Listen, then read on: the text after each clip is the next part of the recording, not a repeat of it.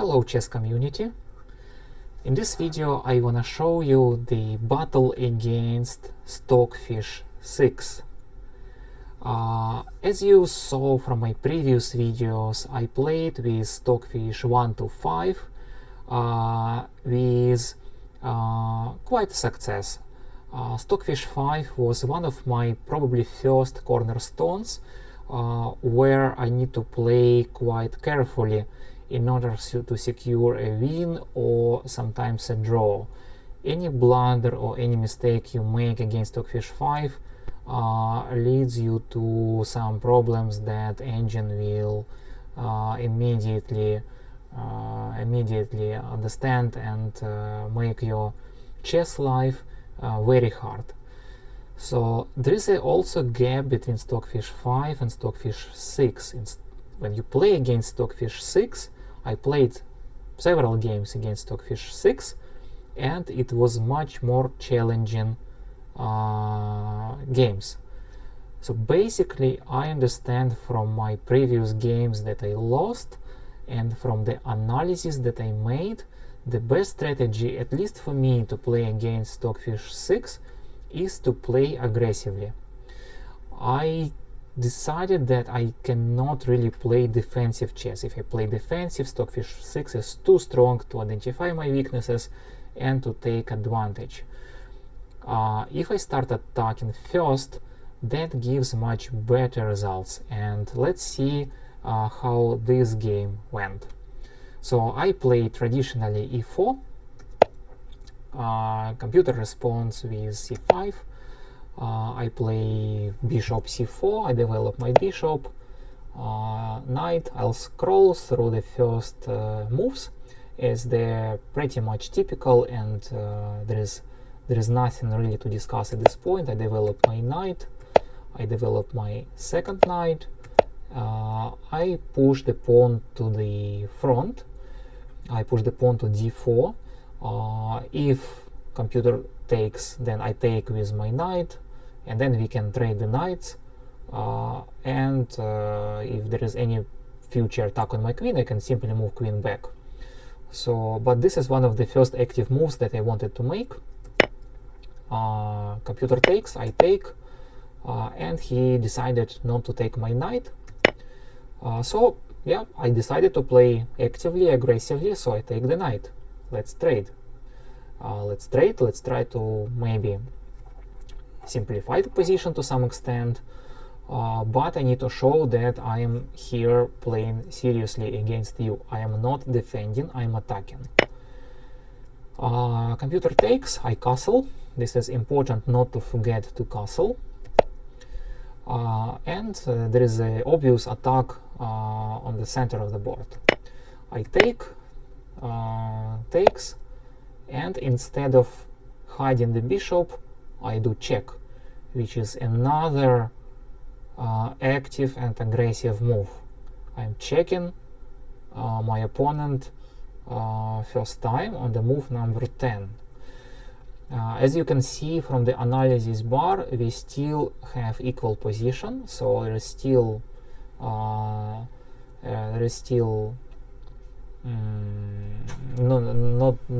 advantage for the computer and no advantage for myself as well.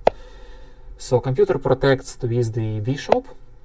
I remove my bishop from danger. This is immediate thing to do because my bishop was under attack. Bishop goes and threatening my knight, and I move my bishop to e5. The best move here, as computer suggests, was to also threat the knight of my opponent by playing g5. But I decided to show that I understand what's the pin. I know the bishop of my opponent is kind of pinned. It's solidified. It cannot escape. So I'm not giving my bishop for free. I'm just showing that I want to trade it. Basically, I want to trade it. And then computer does mistake. it was quite difficult for me during the game to understand this as the mistake, because I thought, okay, I understand why the move is like this. I will eventually get doubled pawns, which is not good for me. But according to analysis, this is mistake, and the best move was castling. I take the bishop, then castling, and I'm now in kind of slight advantage, plus 0.5. I take the bishop, I play aggressive move, I'm not waiting, and now I take the free pawn. The idea to take the, sorry, let me go back.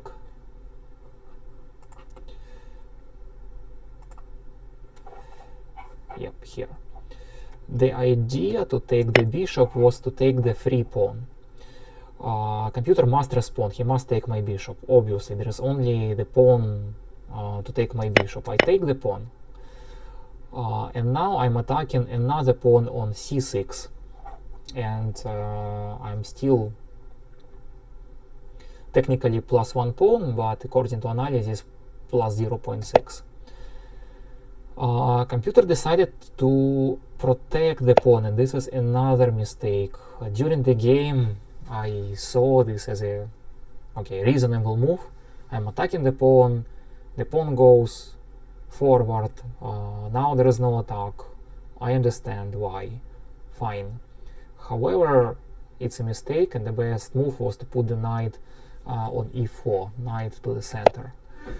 I attack the knight. I understand that probably that will be the move going forward. So I want to pin the knight. So if knight goes anywhere, I take the queen.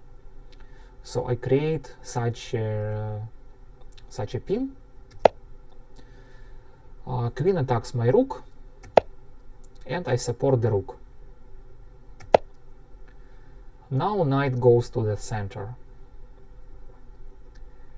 Here in this position, the best move for me was e5, rook e5. But I play against Stockfish 6, and I want to surprise my opponent. I wanna confuse my opponent. I wanna show that I'm not afraid, and basically there is nothing to be afraid. I'm just playing with computer. Come on, it's not a tournament. Nothing will happen. If I play successfully, great. If not, I'll just simply move on, do analysis and lessons learned, and forget about this game. So there is nothing to lose. So I decided to play more or less artistically, and I take the knight, which is a mistake.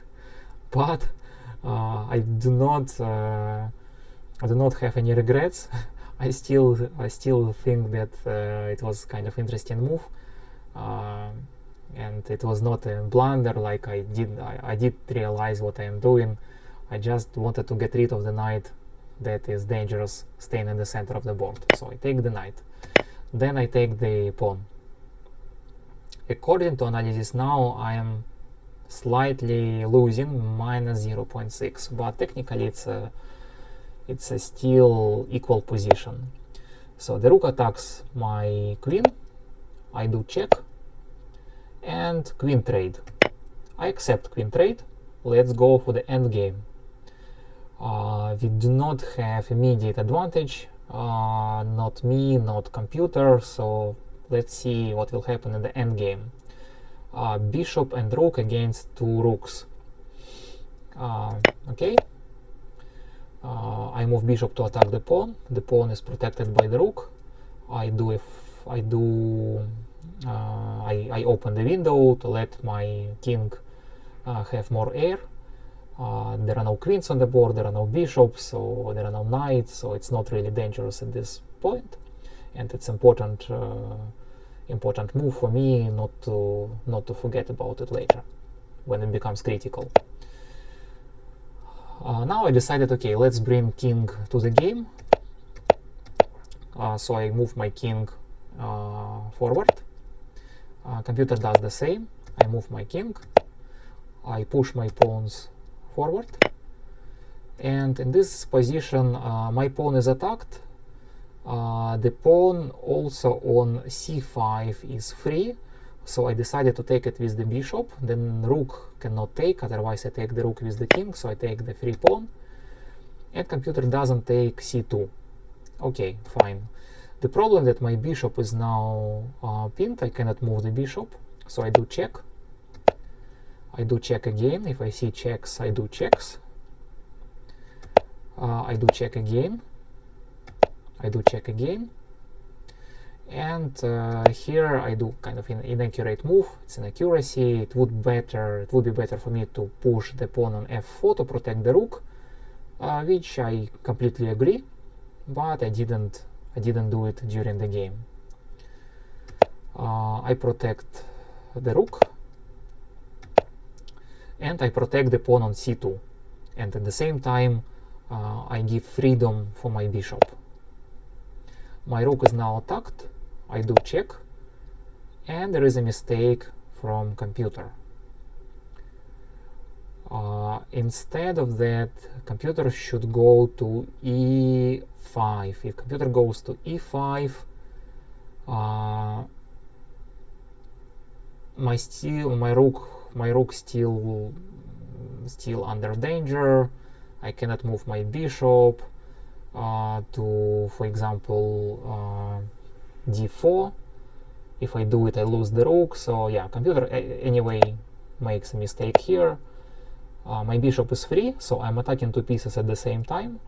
I'm technically plus 1.6 now against Stockfish 6 in the end game, which is very good for me. Rook goes to the king. I take free pawn. Fine, that's okay.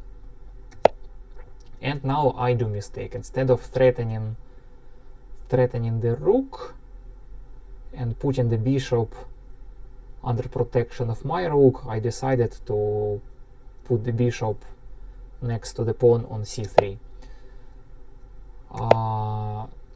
Computer doesn't take the pawn on a4, moves the rook away, and I protect this pawn on a4. I decided, okay, I need to protect it because, okay, it's not taken, why not to protect it? Now I'm forced to trade the rooks.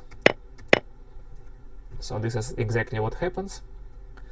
The position is equal now. So I lost my slight advantage that I had.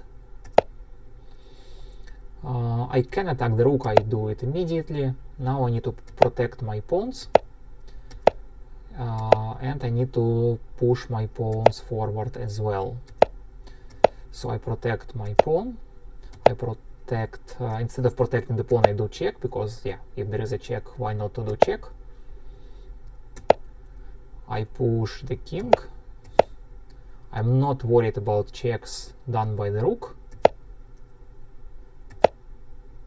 And computer attacks my h3 at the same time I attack his g7. So for me, looks like a fair trade. Takes. And now I'm okay to give up on g4. I take h6. And computer takes, instead of g4, it takes c5. So, okay, g4 is not taken. I push it forward. It's protected now by both bishop and another pawn. Pawn on f4 is attacked. I move it forward. And computer takes my pawn on c4 with the king, not with the rook.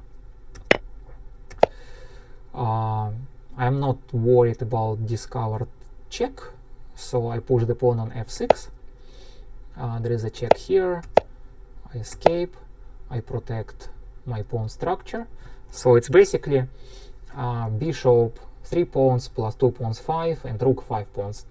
Very equal position, but I had a hope to successfully push my pawns to 8th rank and make them queens. So step by step I try to push my pawns forward, and in order to protect itself, computer takes the pawn on f7, bringing the king closely. So yeah, I have to take it. I take it, and this is it. This is the draw. Draw on the move 63.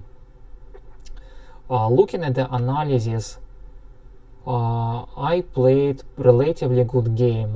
My accuracy was 92%, and the accuracy of Stockfish 6 was 93%. I'm happy that it was 0 blunders. Stockfish 6 also did 0 blunders. This is quite a success for me, and that's one of the best games so far. There is nothing to show you at this point against Stockfish 7 or Stockfish 8. The engine of the power of Stockfish 7 and Stockfish 8 is very, very high. If you can win Stockfish 7 and Stockfish 8 without any takebacks or any other support, it's great. It means like you have a huge potential, or maybe you're already a professional chess player. But drawing Stockfish 6 for me is totally fine.